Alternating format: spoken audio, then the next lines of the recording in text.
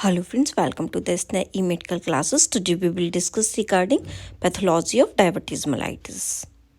First we will discuss about what is diabetes mellitus. Diabetes mellitus is a chronic metabolic disorder.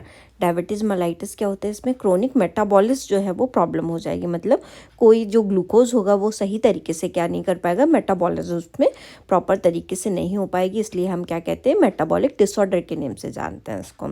It is characterize by elevated blood glucose level due to insufficient insulin production और ineffective use of insulin. इसमें क्या हो रहा है, जो glucose का level जो है वो क्या हो जाता है, ब्लड के अंदर जो है वो एलिवेट हो जाता है।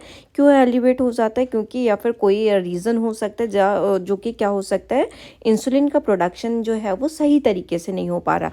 जितना बॉडी को ज़रूरत है, ठीक है, ग्लूकोज को मेटाबोलाइज करने के लिए, उतना इंसुलिन जो है वो इनसफिशिएंट प्रोडक्शन उसका हो रहा है।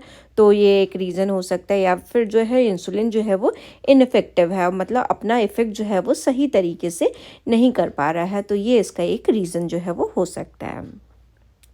नेक्स्ट वन, इसके कॉजेज़ क्या होते हैं। अगर किसी पर्सन को डायबिटीज़ मेलाइटिस हो रहा है, जेनेटिक फैक्टर्स की वजह से हो सकता है, मतलब ये जीन में हमारे एबनॉर्मलिटी की वजह से, या फिर कोई जनरेशन बाई जनरेशन जो है वो हेरिडिटरी से ट्रांसफ़र जो है वो होके आ रहा है।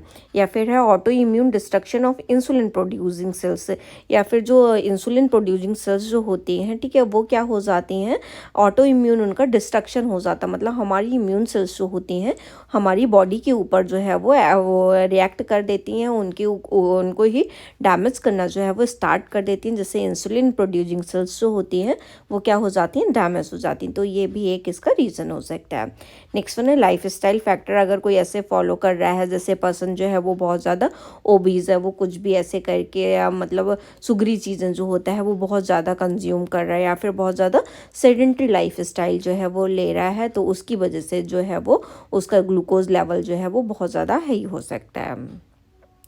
नेक्स्ट वन, साइन सिम्टम्स क्या प्रोड्यूस करेगा। अगर पेशेंट जो है डायबिटीज़ मेलाइटिस से सफ़र कर रहा है, तो उसका जो है वो थर्स्ट और हंगर जो होगा वो क्या कर जाएगा, इंक्रीज़ हो जाएगा। मतलब उसको पॉलीडिप्सिया देखने के लिए मिलेगा, जिसमें उसको एक्सेस थर्स्ट लगेगी, और उसको जो है पॉलीफेजिया देखने के लिए मिलेगा, जिसमें उसको एक्सेसिव हंगर लगेगी। नेक्स्ट वन है फ्रिक्वेंट यूरिनेशन। उसको जो है वो पॉलीयूरिया भी देखने के लिए मिलेगा, जिसमें उसको बहुत ज़्यादा फ्रिक्वेंटली जो है वो यूरिन पास होगा। अनएक्सप्लेन वेट लॉस, पर्सन का जो है विदाउट किसी रीजन से जो है वो वेट लॉस जो है वो देखने के लिए मिल सकता है। पर्सन जो है वो साथ में बहुत ज़्यादा थका हुआ भी फील कर सकता है, और उसका विजन जो है वो क्या हो सकता है, लो हो सकता है। नेक्स्ट वन, इसकी पैथोजेनेसिस जो है वो क्या रहती है। टाइप 1 डायबिटीज़ मेलाइटिस अगर किसी पर्सन को हो रहा है, तो उसमें क्या देखने के लिए मिलेगा, auto immune destruction of insulin producing beta cells. Auto immune destruction देखने के लिए मिलता है, वो किसका देखने के लिए मिलेगा, जो इंसुलिन प्रोड्यूसिंग सेल्स जो होती हैं, बीटा सेल्स जो होती हैं, वो हमारा और मतलब इम्यून सेल्स जो होती हैं उनके ही ऊपर अटैक कर देती है, जिसकी वजह से उनका डिस्ट्रक्शन जो है वो देखने के लिए मिलता है। वहीं अगर किसी पर्सन को टाइप 2 डायबिटीज़ मेलाइटिस अगर हो रहा है, तो insulin resistant impaired insulin secretion.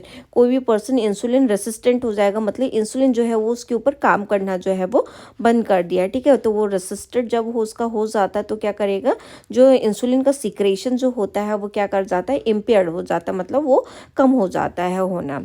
Both lead to hyperglycaemia and complication in various organ. ये दोनों तरीके के जो डायबिटीज़ मेलाइटिस होते हैं, ये क्या करते हैं, ग्लूकोज का लेवल जो है बॉडी के अंदर इंक्रीज़ कर देते हैं, और ये बहुत सारे ऑर्गन्स को, मल्टीपल ऑर्गन्स को, जैसे आइज़ को इम्पेक्ट कर सकते हैं, किडनी को इम्पेक्ट कर सकते हैं, मल्टीपल ऑर्गन्स जो हैं उनको ये इम्पेक्ट करते हैं। नेक्स्ट वन, अगर हम इसको ग्रॉस पैथोलॉजी देखें, तो ये हमें क्या दिखेगा, इसमें ग्रॉस पैथोलॉजी अगर हम इसका देख रहे हैं, तो वस्कुलर चेंजेस देखने के लिए मिलते हैं। ब्लड वेसल्स के अंदर जो है वो एथेरोस्क्लेरोसिस जो है वो देखने के लिए मिल सकता है। कोई भी क्लम्प वगैरह जो है वो बन सकता है, ठीक है। स्क्लेरोसिस जो है, हार्डनिंग जो है वो बन सकती है वहाँ पे, और उसमें जो है वो टिश्यूज़ जो है वो इकट्ठा एक जगह पे जो है वो अपना हो सकता है। नेक्स्ट वन, ऑर्गन डैमेज देखने के लिए मिल सकते हैं, जिसमें किडनी भी डैमेज जो है वो देखने के लिए मिल सकती है। अगर आई पे सीवियरली इफेक्ट कर रहा है तो वो डैमेज देखने के लिए मिल सकती है, नर्व्स जो है वो डैमेज देखने के लिए मिल सकती है।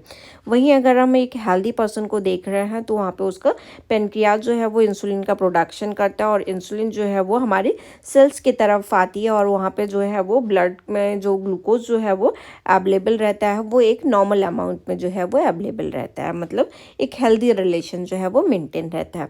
वहीं अगर किसी का हम डायबिटिक पर्सन का अगर हम देख रहे हैं, जिसका जैसे अगर हम टाइप 1 डायबिटीज़ पर्सन को अगर हम देख रहे हैं तो उसकी इम्यून सेल्स क्या होंगी, जो बीटा सेल्स वाली प्रोडक्शन वाली सेल्स होती हैं वो क्या कर देती हैं, वो ऑटो इम्यून की वजह से क्या हो जाती हैं, डैमेज हो जाती हैं। जब यही बीटा सेल्स जो है वो डैमेज हो जाती हैं तो ये क्या करेंगी, जो इंसुलिन का प्रोडक्शन होना था वो पेनक्रियाज से जो है वो पॉसिबल नहीं हो पाता, वो एक बहुत कम अमाउंट में जो है वो रह जाता है। सब में जो है वो कम अमाउंट में देखने के लिए मिलता है, किसी में बिल्कुल देखने के लिए नहीं मिलता है। तो जो ब्लड सेल्स में जो ग्लूकोज होता है वो क्या कर जाता है, एक्सक्रीट जो है वो कर जाएगा, बहुत ज़्यादा एक्सेस लेवल में जो है वो ये इंक्रीज हो जाता है। नेक्स्ट वही अगर हम माइक्रोस्कोपिक पैथोलॉजी देखें तो उसमें क्या दिखेगा, आइसोलेट सेल्स जो होती हैं पेनक्रियाज के अंदर टाइप 1 डायबिटीज़ मेलाइटिस में, वो क्या होती हैं, आइसोलेट सेल्स का डिस्ट्रक्शंस देखने के लिए मिलता है। नेक्स्ट वहीं अगर हम टाइप 2 उसको देख रहे हैं, टाइप 2 डायबिटीज़ मेलाइटिस से अगर कोई भी पर्सन सफ़र कर रहा है तो उसमें क्या दिखेगा, इंसुलिन रेसिस्टेंट सेल्स जो है वो देखेगी, मतलब इंसुलिन का उनके ऊपर कोई भी इम्पैक्ट जो है वो नहीं देखने के लिए मिलता है। ऐसे करके उसकी पैथोफिजियोलॉजी जो है वो दिखती है जब हम माइक्रोस्कोपिक से देखते हैं, ठीक है। तो वहाँ की जिस पर्सन को सफ़र कर रहा होगा तो उसकी जो सेल्स जो होंगी पेनक्रियाज की वो कुछ ऐसे करके रिजेंबल करेंगे।